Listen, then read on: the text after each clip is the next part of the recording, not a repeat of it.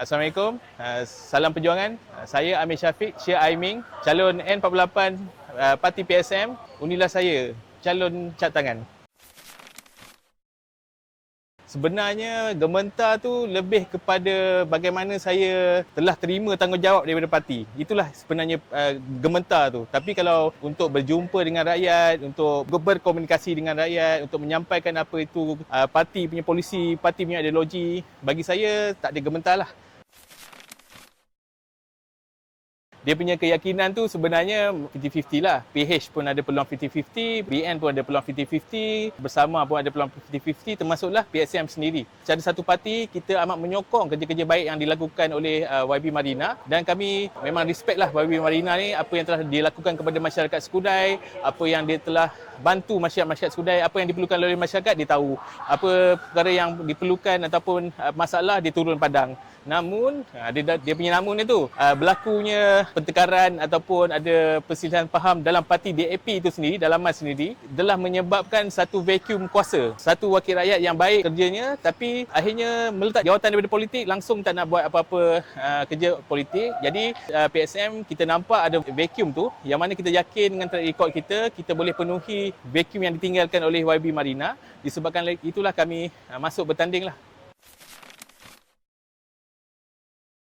Apa yang takut dengan sosialis?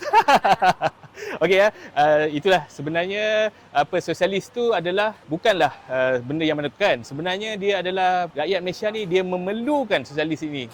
Sosialis ni walaupun nampak perkataan dia begitu besar ataupun begitu gah kan, orang macam apa benda sosialis ni kan. Tapi bagi apa yang untuk saya terangkan kat sini, sosialis ni sebenarnya adalah ada dua pecahan, dua golongan dalam sosialis ni. Satu adalah golongan yang menindas dan satu ada golongan yang tertindas. Semalam, 2 hari lepas, YB Amira ada turun membantu kita buat walkabout. Dia membantu kita pusing sekitar Skudai. Lepas tu pada masa yang sama, kita punya saudara Arul pun ada membantu mereka berkempen di Puteri Wangsa. Kemudian pada hari Jumaat, Muda telah menjemput kami untuk membuat ceramah di atas pentas mereka lah, dekat dengan Topen tu, dekat dengan Tebrau. Yang mana saya juga telah menyampaikan satu ceramah lah berkenaan anti perkauman di sana. Jadi memang kita bekerjasama dengan erat dengan PSM dan Muda ni sebenarnya.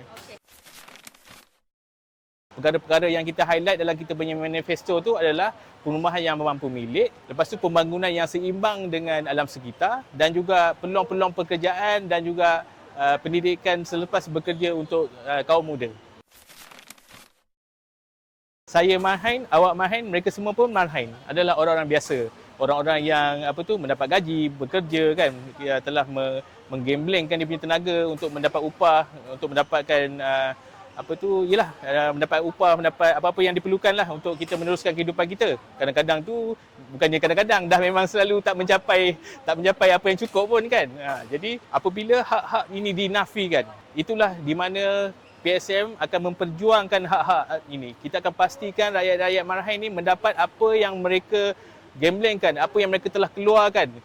Jangan kita biarkan pihak-pihak kapitalis ini memanipulasi apa-apa yang telah kita lakukan untuk mereka. Kita menyeru agar pengundi-pengundi yang berada di luar Skudai ataupun di luar Johor untuk pulang mengundi, kerana kita sebenarnya ada suara, ada kuasa sebenarnya apabila untuk memilih kita punya wakil rakyat ataupun calon-calon yang akan menjadi pemimpin kita nanti.